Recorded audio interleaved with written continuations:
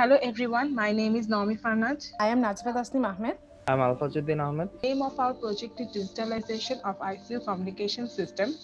The problem we witnessed when we visited the ICUs in our country is that our ICUs are overcrowded with people. Compared to an ideal ICU where there should be less amount of people, our ICUs are overcrowded with attendants, doctors and nurses. This situation happens because of two reasons, like ICU beds are very congested in our ICUs and there are too many attendants around for the patients because they are kept on standby for any necessary things. For these situations, there are many consequences, like it obstructs infection control protocols because everyone comes in contact with everyone at every time, and also discussing the conditions of the patients with the attendants sometimes leads to unwanted incidents. Another problem we witnessed when we visited ICU is that nurses take patients' data manually, which is very time consuming and there may be errors. So for the solution, we want to digitalize our ICU communication system. To digitalize the ICU communication system, we want to develop a dynamic web application with a backend database and an authentication system. The languages and resources we employed to develop our web app: HTML and CSS to develop the front end of our web applications. We use JavaScript for coding, Vue.js and Next for implement our pages of our web applications. We use Firebase for authentication and hosting, and we use cloud storage to store our data. So this is our workspace.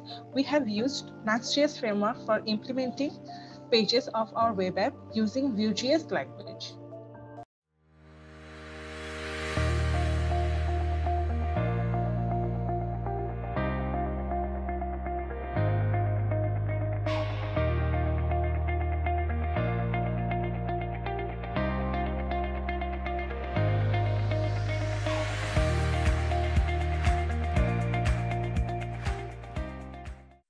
So that was a quick highlight of our work. This is the homepage of our web application. In the medical professionals tab, there are two options for the doctor's interface and the nurse's interface. In the doctor's interface, the doctor will have to log in. After logging in, the doctor has to choose the patient he wants to see. In the patient's tab, there are some features for the doctor. Here, the doctor can create a new post. After the doctor saves the post is saved in the backend database. Here we can see the post has been saved. The doctor can view the previous posts in the view post tab. The view post tab, he can see the list of the previous posts that have been created by the doctor or the nurse. If he clicks on a specific post, the specific post will be shown. In the status update tab, the doctor can update the status of the patient that after he has checked up.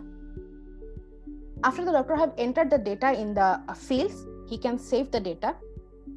Thus, this saved data is also sent to the backend database, as you can see.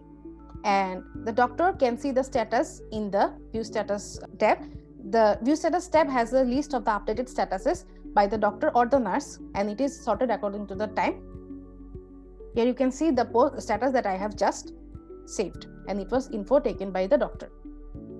In the schedule events tab, the doctor can see the scheduled events for the patient, and in the connect with attendant tab, he can chat with the attendant.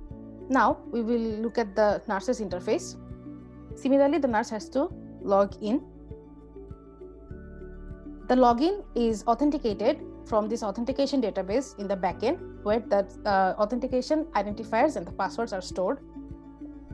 After logging in, the nurse has the similar options as the doctor, and she can use the similar features for the same patient as well.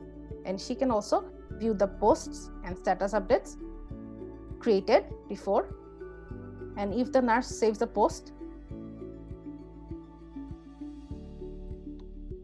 the post will be saved as written by the nurse. The other features are similar as well. This is the patient's attendance view. The login procedure is basically similar with individual account and password. Attendant can see the posts given by doctor and nurse here.